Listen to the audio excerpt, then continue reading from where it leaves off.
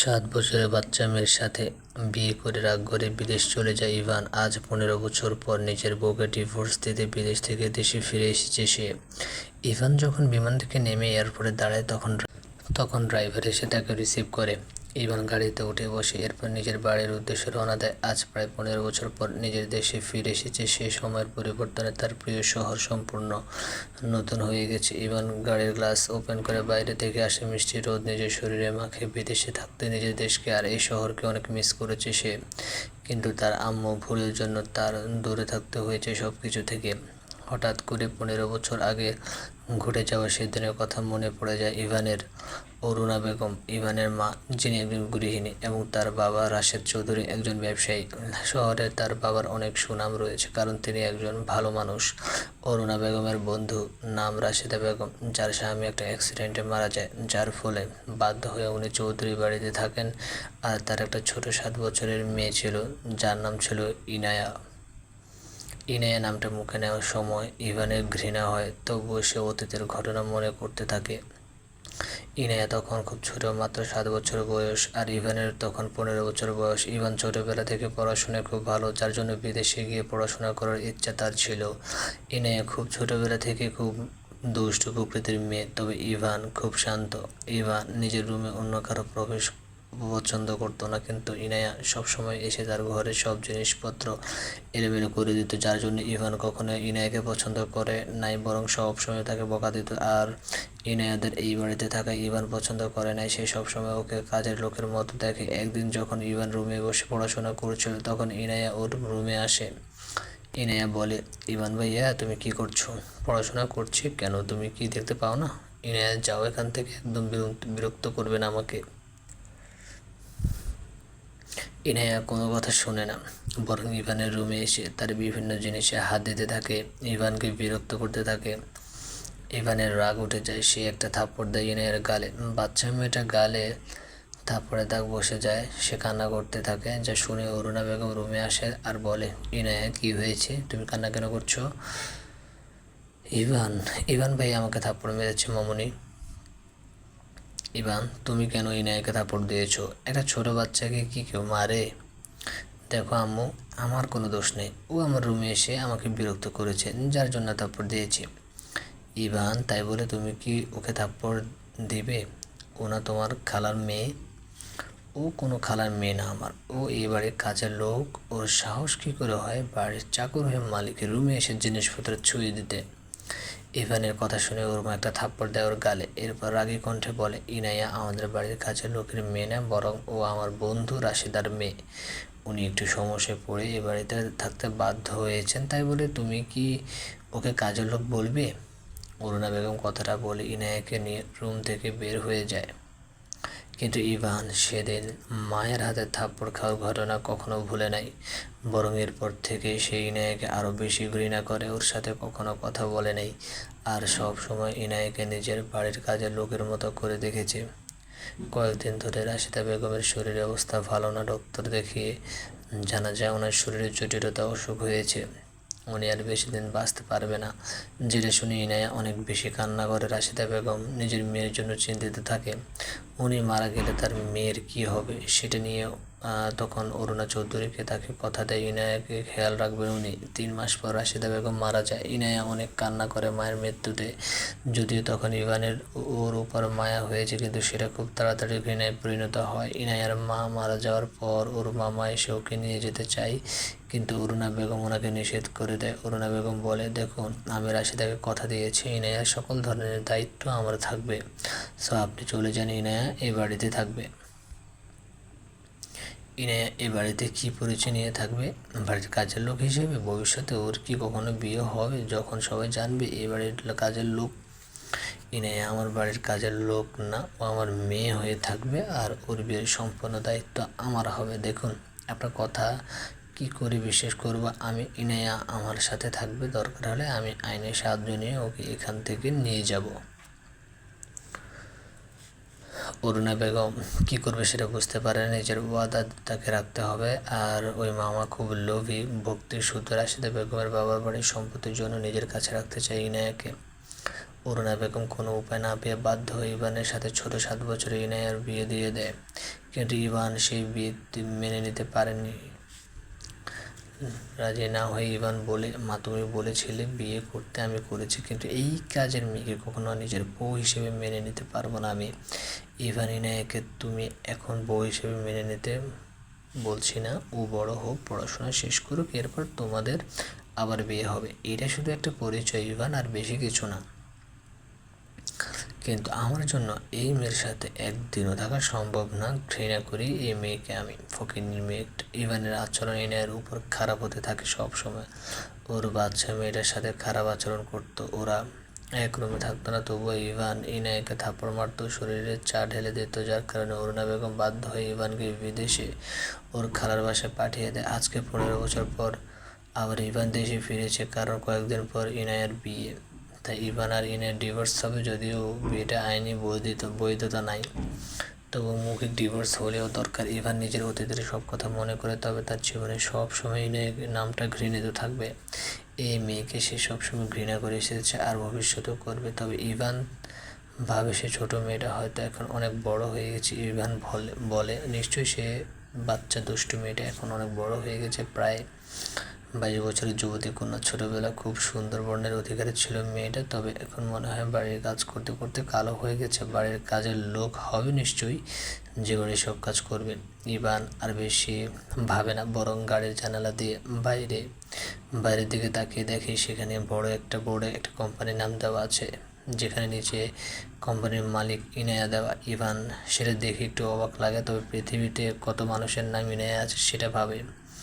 Ivan বলে, নান্দুর এত বড় কোম্পানির মালিক, নামও ইনায়া হতে হবে? জানি না মানুষের এই নাম কেন এত পছন্দ, তবে এই মেয়ে অল্প বয়সে কি সুন্দর বিজনেসওম্যান হয়ে গেছে। আর সে বাচ্চা মেয়েটা মনে হয় এখনও বাড়ির কাজ করে যাচ্ছে, পড়াশোনা হয়তো ভালো করে নাই।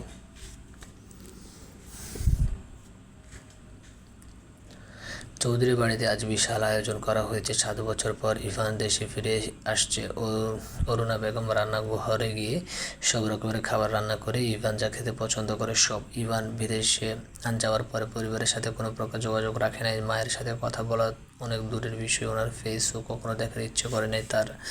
বাড়ির গেটের সামনে এসে দাঁড়ায় একটা গাড়ির ড্রাইভার, গাড়ি থেকে বের হয়ে পিছনের দরজা খুলে দেয়। ইভান নিজেদের অতীতের ঘটে যাওয়ার স্মৃতি থেকে বের হয়ে এসে এরপর বাড়ির দিকে তাকিয়ে দেখে আজ এত বছর পর নিজের বাড়িকে দেখছে। যদিও সময়ের পরিবর্তনে এখন অনেক পরিবর্তন হয়েছে চৌধুরী বাড়ির, তবে আগের যে রাজকীয় বিষয় বা আভিজাত্য ছিল সেটা কখনো বাড়ির সৌন্দর্য মাধ্যমে ফুটে ওঠেনি। ইভান বাড়ির গেট দিয়ে ভিতরে প্রবেশ করে সেখানে তার পরিবারের প্রতিটা সদস্য তার জন্য অপেক্ষা করে আছে। ইভান বাড়ির সদর দরজার সামনে দাঁড়িয়ে আছে, হঠাৎ করে তার উপর কেউ হাজার হাজার ফুল ছিটিয়ে দেয়। ইভান সামনে তাকিয়ে দেখে তার ছোট বোন নাতাশা দাঁড়িয়ে আছে, সেটা দেখে ইভান হাসে। নাতাশা এক দৌড়ে তার ভাইকে জড়িয়ে ধরে আর বলে, ভাইয়া তুমি এসেছো, জানো তোমাকে অনেক মিস করেছি আমি, তুমি এতদিন কেন বাড়িতে ফিরে আসোনি ভাইয়া। নাতাশার কথা শুনে ইভান হাসে। সে যখন বিদেশে চলে যায় তখন নাতাশা খুব ছোট ছিল, তবে ছোটবেলা থেকে তার বোন বড্ড অভিমানী, তবে ইভানকে সে অনেক ভালোবাসে। ইভানও তার ছোট বোনকে জড়িয়ে ধরে বলে, তোর ইভান ভাইও তোকে অনেক মিস করেছে, আর বিদেশ থেকে তার ছোট বোনের জন্য অনেক সুন্দর সুন্দর গিফট নিয়ে এসেছে। আই রিয়েলি মিস ইউ বোন। ইভান আর নাতাশার খুনসুটির মধ্যে তার বাবা এগিয়ে আসে তার কাছে। নিজের ছেলেকে এত বছর পর দেখে শক্ত করে জড়িয়ে ধরে তাকে। ছেলের সাথে কথা বলার জন্য অনেক চেষ্টা করেছে মিলন সাহেব, কিন্তু ছেলের জেদের কাছে হার মানতে হয়েছে তাকে। তবে আজ 15 বছর পর ছেলেকে দেখে আবেগ সামলে রাখতে পারে নাই। তবে সকলের মধ্যে একজন বাড়ির কোণে দাঁড়িয়ে দূর থেকে ইভানকে দেখে যাচ্ছে, সে হলো অরুণা বেগম। ওনার সাহস হচ্ছে না ইভানের সাথে কথা বলার। 15 বছর পর যে ছেলেকে দেখার জন্য সে অপেক্ষা করছে, কান্না করছে, কথা বলার জন্য হাজারবার ফোন করেছে, আজ সেই ছেলে যখন তার সামনে এসে তখন সব কথা যেন হারিয়ে গেছে। মনের মধ্যে ভয় জন্ম নিয়েছে তার। ইভান সবার সাথে কথা বলে বাড়ির ভিতরে ঢুকে তার চোখ যায় এক জায়গায় শান্ত হয়ে দাঁড়িয়ে থাকা মহিলার দিকে। ইভান এগিয়ে যায় তার কাছে, সামনে গিয়ে একটু ঝুঁকে পায়ে হাত দিয়ে সালাম করে, কেমন আছো আম্মু? বিদেশ থেকে এতদিন পরে ফিরে এসেছি, নিশ্চয়ই খুশি হওয়া নেই। তবে কী করবো, যেহেতু এই দেশেও জন্ম, তাই কোনো না কোনো দিন ফিরে তো আসতে হবে। অরুণা বেগম বুঝতে পারে তার ছেলের রাগ এখনো এক বিন্দুও কমে নেই, বরং সেটা সময়ের সাথে দ্বিগুণ বেড়ে গেছে। অরুণা বেগম নিজের আবেগ নিয়ন্ত্রণ করে শান্ত গলায় বলে, এখানে খুশি না হওয়ার কি আছে ইভান? তুমি এই বাড়ির ছেলে, বিদেশ থেকে পড়াশোনা শেষ করে ফিরে এসেছো, এখানে খারাপ কি? আর আমি তোমার মা, ছেলে এত বছর পর ফিরে এসেছে, সেটা দেখে অবশ্যই খুশি হওয়ার কথা আমার।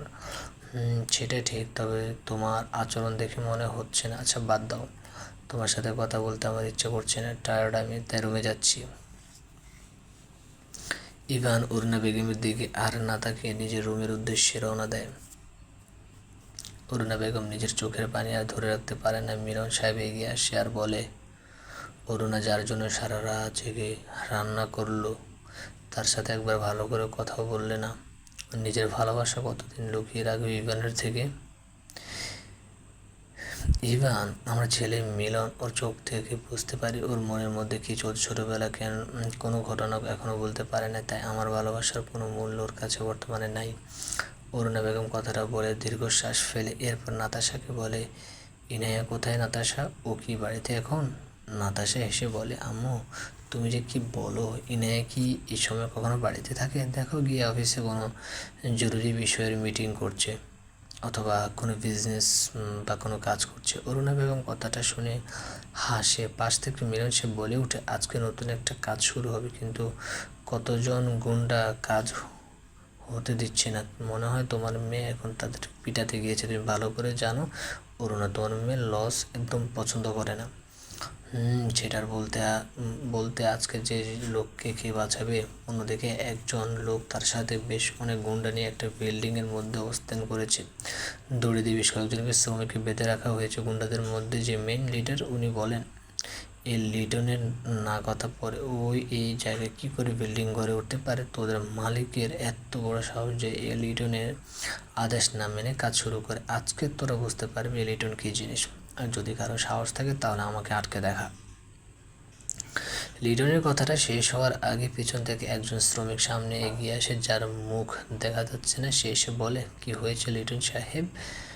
কোনো সমস্যা? শুধু শুধু আমাদের সাথে কেন আটকে রেখেছেন? দয়া করে ছেড়ে দেন। শোন, তোদের কোম্পানির মালিক আমার কথা অমান্য করে এই বিল্ডিং তৈরি করেছে, যার শাস্তি তাকে পেতে হবে। যা তোদের এমডিকে খবর দে, ও এসে বাঁচিয়ে নিয়ে যাক তোদের। এই কোম্পানির এমডি আমি, কি সমস্যা তোর? হঠাৎ করে একটা মেয়ের কণ্ঠ শুনে লিটন পিছনে ফিরে তাকিয়ে দেখে সেই শ্রমিক নিজের পরনের জামা খুলে, এরপর নিজের মাথা থেকে মুখোশ খুলে সেখানে শ্রমিকের ছদ্মবেশে একটা মেয়ে ছিল, পরতে তার ফর্মাল ড্রেস। সেই মেয়ে এগিয়ে আসে লিটনের দিকে। লিটন বলে, কি তুমি? আমি ইনায়া, এই কোম্পানির MD. So mister Liton, nice to meet you. Liton কথাটা শুনে তার পাশে থাকা লোকদের ইশারা করে ইনায়াকে মারার জন্য। তবে ইনায়া বলে ওঠে, আচ্ছা এখানে কি কোনো বাংলা সিনেমা শুটিং চলছে যে নায়িকা এসেছে সেই জন্য সবাই তাকে মারতে যাচ্ছে? আর মিস্টার লিটন, এই ইনায়াকে মারার আগে একবার পিছনের দিকে তাকিয়ে দেখে নিন, দেখা যাবে আপনার মারার ইচ্ছা থেকেও মরার ভয় বেশি থাকবে। ইনায়া কথাটা বলে পিছনের দিকে দেখিয়ে দেয় লিটনের তার সামনের দিকে তাকিয়ে ঢোক গিলে, কারণ ইনায়ের পিছনে অসংখ্য বডিগার্ড দাঁড়িয়ে আছে, যার সামনে তার লোকেদের সংখ্যা অনেক কম। হঠাৎ করে লিটনের মাথায় কেউ একজন রড দিয়ে জোরে বাড়ি মারেন, যার ফলে সে মাটিতে পড়ে যায়। ইনায় নিজের হাতে থাকা রডের মধ্যে থেকে গড়িয়ে পড়া রক্ত দেখে হাসতে থাকে। এরপর নিচু হয়ে লিটনের কাছে ঝুঁকে বলে, এই ইনায়ের সাথে শত্রুতা করার অপর নাম হলো মৃত্যু। এই শহরে শুধু আমার রাজত্ব চলবে, অন্য কারো না, কখনো না, সম্ভব না। লিটন সাহেবের মাথা থেকে অতিরিক্ত রক্ত বের হচ্ছে। সে বলেন, তোকে আমি দেখে নিব, তোর মতো এরকম গুন্ডা মেয়ে আমি 100 জন্ম দিতে পারি, তোকে আমি খুন করে ফেলবই না। আমার বাপে আমার মতো কাউকে জন্ম দিতে পারেনি, তুই কি করে দিবি? আর তোর সাথে আমার আর কখনো দেখা হবে না, কারণ পৃথিবী থেকে চিরবিদায় নেওয়ার সময় তোর হয়ে গেছে। গুড বাই লিটন গুন্ডা। ইনায় কথাটা বলে রড দিয়ে আরেকটা আঘাত করে ওর মাথায়, যার ফলে ওর মৃত্যু হয়। তবে ওর সাথে থাকা গুন্ডারা ভয়ার্ত চোখ নিয়ে দাঁড়িয়ে আছে, তাদের শরীর কাঁপছে, কারণ জীবনে কোনো মেয়েকে তারা এত সাইকো হতে দেখে নাই।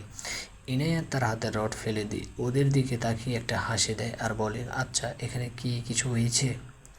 আপনারা কি জানেন এই লিটন সাহেব কী করে মারা গেল?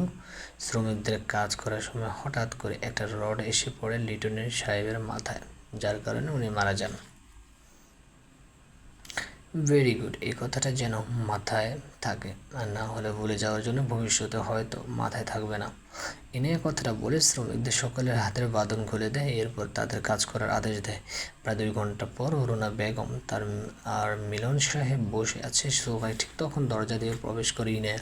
সে এখন মিষ্টি হাসি উপরে দিয়ে যখন অরুণা বেগমকে জড়িয়ে ধরতে চাইবে, তখন অরুণা বেগম বলে, এই ইনে কেন জড়িয়ে ধরা চলবে না, আর আমি কারো মামুনি না, সো দূরে সরে যা।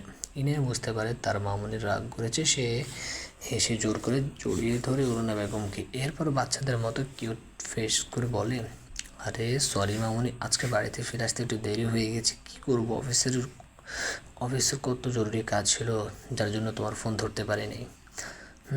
সবাই শুধু তাদের কাজ নিয়ে বিজি থাকে, আর আমার কথা কি কারো মনে থাকবে? কতবার বলেছি, যতই কাজ থাকুক আমার ফোন রিসিভ করতে, তোর সাথে কথা না বলতে পারলে আমার কষ্ট হয়। কেউ আমাকে ভালোবাসে না, কেউ না। ইনায়া তার হাত থেকে একগুচ্ছ গোলাপ নিয়ে এসে তার মামুনির সামনে ধরে আর বলে, বিশ্বাস করো মামুনি, আমার কোনো দোষ নেই, সত্যি অনেক বিজি ছিলাম, তবে ভবিষ্যতে আর কখনো এমন হবে না, প্রমিস করছি। এখন আমার মামুনি এই গোলাপের জন্য হলেও তার ইনায়াকে মাফ করে দেখ। অরুণা বেগম হেসে ইনায়াকে জড়িয়ে ধরে, আর ইনায়া খুব ভালো করে জানে তার মামুনের রাগ কী করে কমাতে হয়। তবে সব দেখে পাশে থাকে মিলন সাহেব বলে, কি দারুণ দৃশ্য, মামুনির জন্য গোলাপ ফুল নিয়ে এসেছে একজন, কিন্তু তার ভালো বাবার জন্য কিছু আনে নেই। কেউ সত্যি এই বুড়োকে কেউই ভালোবাসে না। আরে ভালো বাবা, তুমি আমার জান, তোমার সাথে সবসময় আমার মনে থাকে। এই দেখো তোমার জন্য এই উপহারটা নিয়ে এসেছি, তোমার পছন্দের মিষ্টি। সত্যি কিন্তু এইটা কি ঘুষ দেওয়া হলো? একদম না, আমার মিষ্টি ভালো বাবার জন্য মিষ্টি নিয়ে এসেছি। আই লাভ ইউ ভালো বাবা। ইনে সবার সাথে কথা বলে নিজের রুমে চলে যায়। অরুণা বেগম সেটা দেখে হাসে, তবে তার মনে এক ভয়ে কাজ করছে, ইভান যদি ইনায়াকে দেখে তাহলে কি করবে, আর ইনায়ের রিয়াকশন কেমন হবে। অরুণা বেগম ইভান আর ইনায়া কাউকে নিজের জীবন থেকে দূরে করতে পারবে না। রাতে ইভান যখন ছাদে যায়, তখন হঠাৎ করে তার চোখ যায় ছাদের এক পাশে দাঁড়িয়ে থাকে এক রমণীর দিকে। পেছন দিকে ফিরে সে দাঁড়িয়ে আছে, তার সুন্দর রেশমি চুল হালকা বাতাসে উড়ে যাচ্ছে, মনে হচ্ছে কোনো পরী দাঁড়িয়ে আছে সেখানে। ইভানের মনে বড্ড ইচ্ছে হয় সেই মানুষরূপী পরীর রূপ দেখতে। ইভান কাছে যায়, পিছন থেকে তার কাঁধে হাত রাখে। হঠাৎ করে ইনায়ের কাঁধে কেউ হাত রাখার কারণে সে চমকে পিছনে ফিরে তাকায়, তবে ইনায়া ছাদের বেশ নিকটে দাঁড়িয়ে থাকে। তবে হঠাৎ করে তার শরীরে টাচ করার ফলে সে একদম পিছনে চলে যায়, যার ফলে সে পড়ে যেতে লাগলে তার আগে এক পুরুষ তার সমস্ত শক্তি দিয়ে তার হাত ধরে ফেলে। ইনায়া ভয়ে চোখ বন্ধ করে ফেলে। চোখ খুলে দেখে সামনে এক সুদর্শন পুরুষ দাঁড়িয়ে আছে, যাকে এবারে তাকে দেখে নিয়ে সে ইনায়াকে বলে, আপনি কে? ইভান এখনও ইনায়ের হাত ধরে আছে, তবে সে সামনে দাঁড়িয়ে থাকা নারীর রূপে মোহে হারিয়ে গেছে। ইভানের বড্ড জানতে ইচ্ছে হচ্ছে, এই মেয়ে পরী না নারী। ইভান বলে, তুমি কে পরী? পরী কথাটা শুনে ইনায়া অবাক হয়, এত রাতে কোত্থেকে পরী আসবে? সে কিছু বলতে যাবে, এর আগে ছাদে নাতাশা এসে ডাক দেয় ইনায়াকে। নাতাশা বলে, ইনায়া। ইভান যখন ঘোরের মধ্যে হারিয়ে গেছে, তখন নাতাশার ডাক শুনে, তবে হঠাৎ করে ইনায়ের নাম শুনে তার হুঁশ ফিরে। সে সামনের দিকে ভালো করে তাকিয়ে বুঝতে পারে এই মেয়ে আর কেউ না, ইনায়া। কথাটা মনে করে তার মন থেকে সব মোহ ভালোবাসা চলে যায়, বরং 7 বছর আগের ঘটনা মনে পড়ে ইভানের মন বিষে পরিণত হয়। সে ইনায়ের দিকে একটা ঘৃণা দৃষ্টি দিয়ে তার হাত ছেড়ে দেয়। ইনায়া কখনো ভালো করে নিজের পায়ে দাঁড়ায় নেই, যার ফলে হঠাৎ করে ইভানের হাত ছেড়ে দেওয়ার কারণে সে পড়ে যায় ছাদে। সে তার অবস্থান ছিল, যার জন্য সে টাল সামলাতে পেরে সে ছাদ থেকে পড়ে যায়। নাতাশা দৌড়ে আসে ইনায়ের কাছে, তবে তার আগে ইনায়া নিচে পড়ে যায়। নাতাশা তাকে দেখে, নিচে কাঁচ রয়েছে আর ছাদ বেশ উঁচু, যদি এখান থেকে নিচে পড়ে তাহলে কাছের মধ্যে পড়বে। নাতাশা চিৎকার দিয়ে উঠে বলে, ইনায়া হঠাৎ করে এমন হওয়ায় বুঝতে পারে, তবে ছাদ থেকে নিচে পড়ে যায় সে। এত উঁচু ছাদ থেকে নিচে পড়ে যায় সে, মুহূর্তের মধ্যে নিচের কাছের টুকরোর মধ্যে গিয়ে পড়ে পুরো মেঝে রক্তে ভেসে যায়। যদি ইভান এখনও সেখানে দাঁড়িয়ে থাকে, নিচে রক্তাক্ত ইনায়াকে দেখে সে বলে, এই ইনায়া মারা গেলেও আমার কিছু যায় আসে না, এই মেয়ে আছে সারা জীবনের জন্য, আমার জীবন থেকে চলে গেছে, বাই বাই ইনায়া।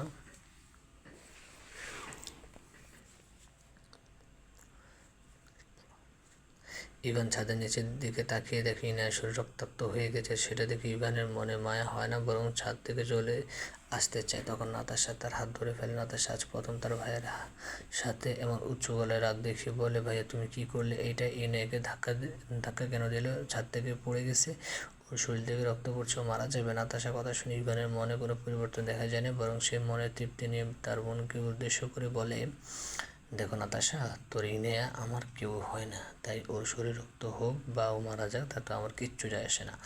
ইভান কথাটা বলে দ্রুত পায়ে হেঁটে ছাদের সিঁড়ি দিয়ে নিচে নেমে যায়। নাতাশার রাগ হচ্ছে নিজের ভাইয়ের উপর, কিন্তু তার এখন রাগ দেখালে হবে না, বরং ইনাকে বাঁচাতে হবে। তাই সে চিৎকার করে সবাইকে ডাকতে থাকে। নাতাশা তাড়াতাড়ি করে তার মা বাবাকে ডাক দিয়ে তাকে আর সিঁড়ি দিয়ে নিচে নামতে থাকে।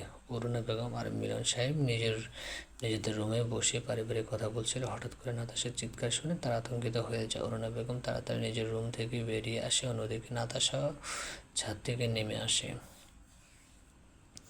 অরুণা বেগম নিজের মেয়েকে এমন তাড়াতাড়ি করে নিচে আসতে দেখে অবাক হয়। অরুণা বেগম বলে, কি হয়েছে নাতাশা? এমন চিৎকার করে সবাইকে ডেকে যাচ্ছ কেন? কি হয়েছে? নাতাশা এত দ্রুত নিচে নামার কারণে তার মুখ দিয়ে কোনো কথা আসছে না, বরং সে জোরে জোরে নিঃশ্বাস নিতে থাকে। নাতাশা কান্না করে দিয়ে বলে, আম্মু, আম্মু, ইনায়া কী হয়েছে? ইনায়া কোথায়? নাতাশা, আম্মু, ইনায়া ছাদ থেকে পড়ে গেছে। হোয়াট? অরুণা বেগম যে কী বলবে সেটা অবধি ভুলে গেছে। তবে নাতাশা দৌড়ে বাড়ির সব দরজা দিয়ে বের হয়ে যায়। ইনায়া যেখানে পড়ে গেছে সেখানে যায় নাতাশার। এরপর বাড়ির গার্ড দারোয়ান সবাইকে ডাক দেয়। নাতাশাকে ইনায়ের মুখ উঁচু করে তুলে দেখে ও কপাল থেকে অবিরাম রক্ত পড়ছে। তবে চেহারার কোনো সমস্যা হয়নি, কারণ এই কাজ আসল না, বরং বাড়ি সাজানোর জন্য ব্যবহার করা হয়েছে। তবে চৌধুরী বাড়ির ছাদ বেশ উঁচু অবস্থিত, যার জন্য ইনায়ের শরীরে অনেক ক্ষতি হয়েছে। অরুণা বেগম সেখানে উপস্থিত হয়। নাতাশার কোলে সে ইনায়ের রক্তাক্ত শরীর দেখে নিঃশ্বাস নিতে ভুলে গেছে। মিলন সাহেব কাছে এসে জড়িয়ে ধরে ইনায়ের, এরপর দারোয়ান ও সকলের সাহায্য নিয়ে বাড়ির ভিতরে নিয়ে যায়। অরুণা বেগমের চারপাশে কী ঘটছে উনি তাই ভুলে গেছেন, শুধু চোখ দিয়ে জল বিসর্জন দিচ্ছে। মিলন সাহেব ডক্টরকে ডাক দেন, ওনার গলার কাঁপতে থাকে, তবুও ডক্টরের সাথে কথা বলে তাকে বাড়িতে আসতে বলে। ডক্টর অতি অল্প সময়ের মধ্যে বাড়িতে এসে পৌঁছে, এরপর চিকিৎসা শুরু করে দেন। অরুণা বেগম বাড়ির ভিতরে আসে, এরপর ডক্টরের কাছে এসে জিজ্ঞাসা করে, ডক্টর, আমার মেয়ে ভালো হয়ে যাবে তো? ওর কোনো ক্ষতি হবে না তো? আমার মেয়ে কি আমাকে ছেড়ে চলে যাবে? ডক্টর চৌধুরী বাড়ির পারিবারিক ডক্টর, উনি তাই সব ঘটনা জানেন। অরুণা বেগম যে ইনায়াকে কতটা ভালোবাসে সেটা ওনার অজানা না। তবে এখন যা অবস্থা, ডক্টর কিছু বলতে পারছে না। ইনায়ার শরীরের কাজ ফুটে গেছে, আর এত উপর থেকে পড়ে যাওয়ার কারণে বেশ অনেক সমস্যা হয়েছে। তবে ডক্টর শান্ত হয়ে বলেন, ম্যাম টেনশন করবেন না, ইনায়া ঠিক হয়ে যাবে, দেখবেন ওপরওয়ালা কখনো আপনার মেয়ের থেকে আপনাকে দূরে করবে না, ওনার উপর বিশ্বাস রাখেন অরুণা ম্যাম। ডক্টরের কথাটা অরুণা বেগমের পছন্দ হয়েছে, তবে উনি কেন শিওর হয়ে বললেন না যে তার মেয়ে সুস্থ হয়ে যাবে? মিলন সাহেব স্ত্রীর মনের অবস্থা বুঝতে পারে। ইনায়ের যে অরুণা বেগমের জন্য কি সেটা হয়তো ভাষায় প্রকাশ করার মতো না। মিলন সাহেবের নিজের ভীষণ কষ্ট হচ্ছে, তবে তার শক্ত থাকতে হবে, পরিস্থিতি সামলে রাখতে হবে, কারণ উনি যদি দুর্বল হয়ে যান তাহলে অরুণা বেগমের কেউ সামলাতে রাখতে পারবে না। মিলন সাহেব এগিয়ে গিয়ে অরুণা বেগমের রুম থেকে বের করে নিয়ে আসে আর বলে, অরুণা কিছু হবে না, আমাদের ইনায়ার শুধু একটু ব্যথা পেয়েছে, ও দেখবে সব সময় ঠিক হয়ে যাবে। অরুণা বেগম যেন আর নিজেকে শান্ত রাখতে পারে না, স্বামীর বুকে মাথা রেখে অজরে কান্না করে দেয়। মিলন সাহেবের নিজেরও কান্না করতে ইচ্ছে করছে, কিন্তু পুরুষ মানুষ কি চাইলেও কান্না করতে পারে? মিলন সাহেবের স্ত্রীকে বুকের মধ্যে জড়িয়ে ধরে অরুণা বেগম বলে, মিলন, বিশ্বাস করি ইনায়ের কিছু হয়ে গেলে আমি বাঁচব না। ও আমার শুধু মেয়ে না, বরং ও আমার কলিজা। ওর শরীরে একটা একটা আঘাত আমার কাছে মৃত্যুর সমান কষ্ট। মা হয়ে আমার মেয়ের মৃত্যু সহ্য করতে পারবো না মিলন, ইনায়াকে আমার সুস্থ চাই মিলন। মিলন সাহেবের নিজেও ইনায়ার এমন অবস্থা সহ্য করতে পারছে না। ছোটোবেলা থেকে ইনায়াকে সে নিজের মেয়ের মতো বড় করেছে, আর আজ সেই ইনায়া তার সামনে এমন রক্তাক্ত অবস্থা পড়ে আছে। বাবা হিসেবে এইটা উনি কীভাবে মেনে নেবে? মিলন সাহেব বলে, আমার মেয়ের কোনো ক্ষতি হতে পারে না, অসম্ভব। ডক্টর ইনায়ার শরীরে রক্ত বন্ধ করতে পেরেছে, তবে এখনও জ্ঞান ফেরাতে পারেনি, আর কোনো দিন পারবে কিনা তা নিয়ে সন্দেহ আছে, কারণ নিচের দিকে পড়ে যাওয়ার কারণে মাথার পিছনে বেশ জোরে ব্যথা লেগেছে তার, যার ফলে ও হয়তো কোমায় চলে গেছে। ডক্টর রুম থেকে বের হয়ে আসে। অরুণা বেগম আর মিলন সাহেব ছুটে যায়। অরুণা বেগমের বুক আশা নিয়ে জিজ্ঞেস করে, ডক্টর কী হয়েছে আমার মেয়ের? ও সুস্থ হয়ে গেছে তাই না? আমার মেয়ের সাথে আমি কথা বলতে চাই, বলুন সুস্থ হয়ে গেছে ইনায়া তাই না? অরুণা বেগমের কষ্ট দেখে ডক্টর বেশ খারাপ লাগছে, তবে সত্যি ঘটনা বলা উচিত ওনার। ডক্টর বলেন, সরি ম্যাম, আমরা এনে শরীরে রক্ত বন্ধ করতে সক্ষম হয়েছি, কিন্তু ওর জ্ঞান ফেরাতে পারিনি। হয়তো মাথায় আঘাত লাগার কারণে উনি কোমায় চলে গেছেন। ডক্টর কথাটা বলে দিয়েছে, কিন্তু অরুণা বেগমের মনে সেটা তীরের মতো বেঁধে গেছে। আর কখনো তার সাথে কথা বলবে না যা উনি মেনে নিতে পারবেন। অরুণা বেগম বলে, আমার মেয়ে কখনো আমার সাথে কথা বলবে না, সেটা কি বিশ্বাস করা যায় ডক্টর? ও কথা না বললে আমার দম বন্ধ হয়ে যাবে ডক্টর। ওর মুখে মামুনি ডাক না শুনলে আমি বাঁচতে পারবো না। আপনার যত টাকা দরকার সব নিয়ে যান, কিন্তু আমার মেয়েকে সুস্থ করে দেন ডক্টর, দয়া করুন ডক্টর। অরুণা বেগমের জন্য ডক্টরের কষ্ট লাগছে, তবে যা সত্যি সেটা বলতে হবে ওনাকে। ডক্টর কথাটা বলে আবার রুমে চলে যায়। অরুণা বেগম কান্না করতে করতে মাটিতে বসে পড়ে। মিলন সাহেব নিজেও তার কানকে বিশ্বাস করতে পারছেন না। উনিও কথাটা শুনে দুই পা পিছিয়ে নিয়ে যান। অরুণা বেগম বলে, আমার মেয়ে কোমায় চলে যেতে পারে না, ও আমার সাথে কথা না বলে থাকতে কখনো পারবে না, অসম্ভব। প্রায় এক সপ্তাহ হয়ে গেছে, কিন্তু ইনিয়ার জ্ঞান ফিরে আসে না। অরুণা বেগম অনেক কান্না করেছে, তবে কোনো কিছু হয় নাই। ইভান একবারের জন্য হলেও ইনিয়াকে দেখতে আসে না, বরং সে এতদিন নিজের ছোটবেলার বন্ধুদের সাথে দেখা করে তাদের সাথে পার্টি করছে, ঘুরে ফিরে কাটিয়ে দিয়েছে। আজকে ইভান বাড়িতে ফিরে আসে। সে সুন্দরবনে বন্ধুদের সাথে ঘুরতে গিয়েছিল, যেখানে এক সপ্তাহ এনজয় করেছে। নাতাশা রান্না করেছে, কারণ অরুণা বেগম শরীর একদম ভালো না। ইনার চিন্তায় খাবার খাওয়া বন্ধ করে দিয়েছে। হঠাৎ করে বাড়ির দরজায় বেল বেজে ওঠে। নাতাশা রান্না করে রেখে দরজা খুলতে যায়। এরপর দরজা খুলে দেখে সামনে ইভান দাঁড়িয়ে আছেন।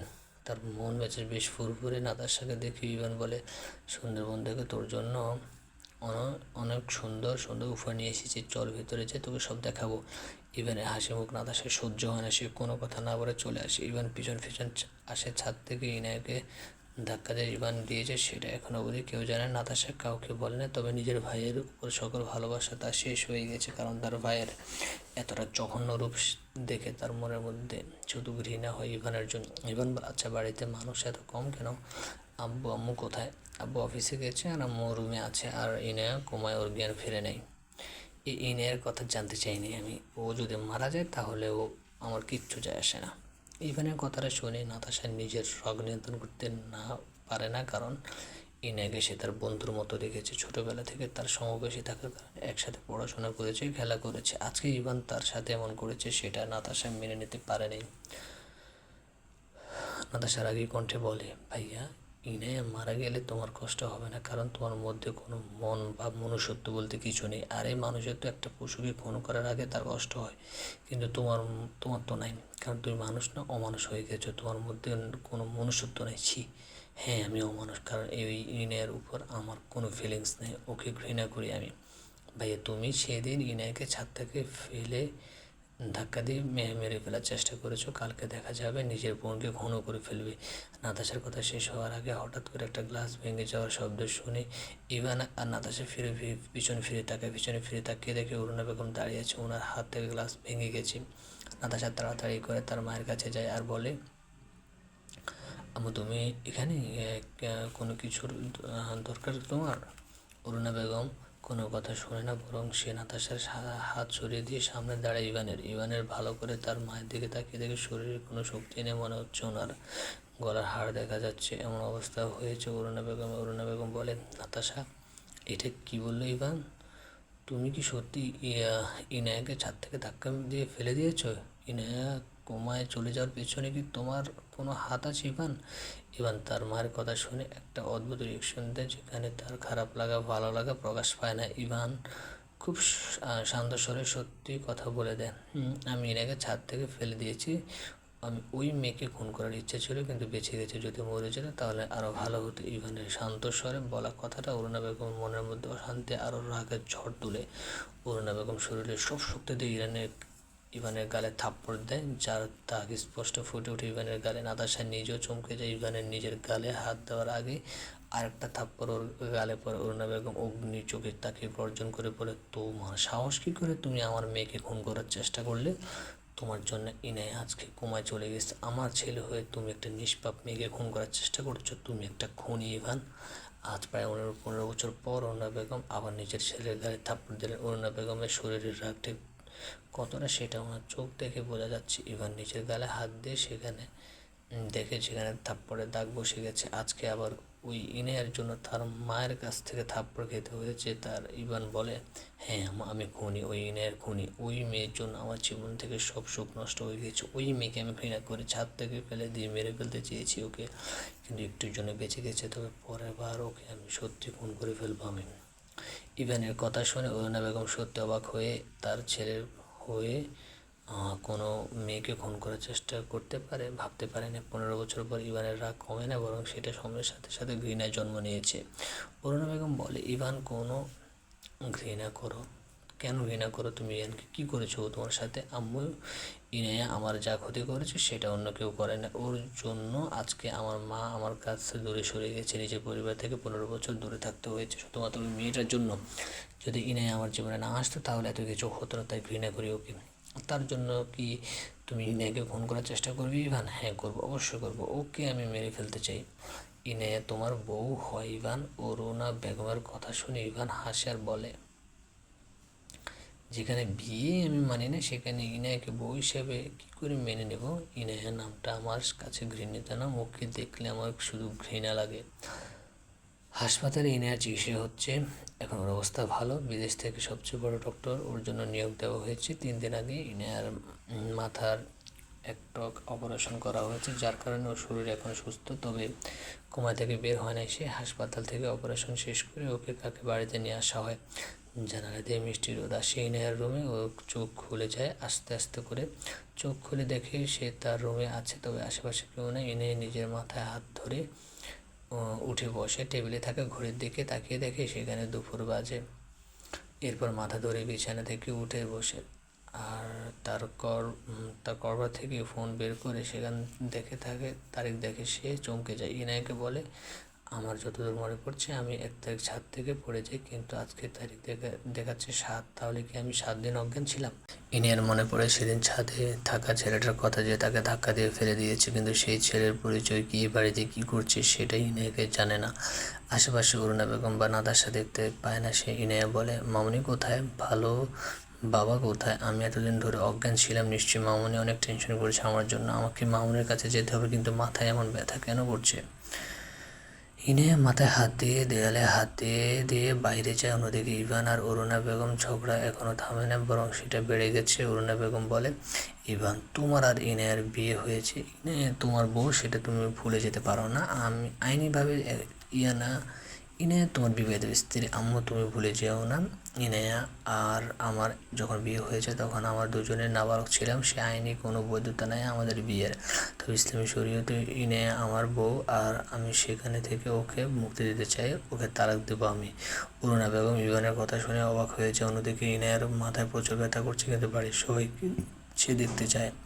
ইনায়া শুনতে পায় বাড়ির ড্রয়িং রুম থেকে মামুনির শব্দ শোনা যাচ্ছে, তাই ইনায়া সেখানে যায়। নাতাশা, অরুণা বেগম আর ইভান প্রত্যেক এখন তাদের কথাই নিয়ে ভিজে, যার জন্য সিঁড়ির দিকে আর কারো খেয়াল নাই। ইনায়া সিঁড়ি দিয়ে নিচে নেমে আসে, ওর মাথা দিয়ে রক্ত পড়তে থাকে। তবে মামুনিকে দেখে সে সব ভুলে যায়। ইনায়া যখন তার মামুনিকে জড়িয়ে ধরতে যাবে তখন সেদিনের ধাক্কা দেওয়া ছেলেটা দেখে অরুণা বেগম বলে, ইভান, তুমি কিন্তু অতিরিক্ত করছো এখন না। আমি অতিরিক্তকে এখন করব। ইভান নিজের মায়ের কাছে যায়। এরপর একটা দুষ্ট হাসি দিয়ে বলে, আমি ইভান চৌধুরী, নিজের সজ্ঞানে সুস্থ মস্তিষ্কে নিজের বিবাহিত স্ত্রী ইশতিয়াক জান্নাত ইনায়াকে তালাক দিচ্ছি। 1 তালাক, 2 তালাক, 3 তালাক। আজকের পর থেকে ইনায়ার সাথে আমার ইসলামী শরীয়তের মধ্যে কোনো সম্পর্ক নেই। ইনায়ার সাথে আমি সকল ধরনের সম্পর্ক ছিন্ন করলাম। ইভানের কথায় চৌধুরী বাড়ি নীরব হয়ে যায়। অরুণা বেগম নিজের ছেলের মুখের দিকে তাকিয়ে থাকে, তবে ইভান হাসতে থাকে। ওর মনে আজ খুশি, অনেক খুশি। নাতাশা খেয়াল করে পিছনে ইনায়া দাঁড়িয়ে আছে, যেটা দেখে নাতাশা অবাক হয়ে বলে, ইনায়া?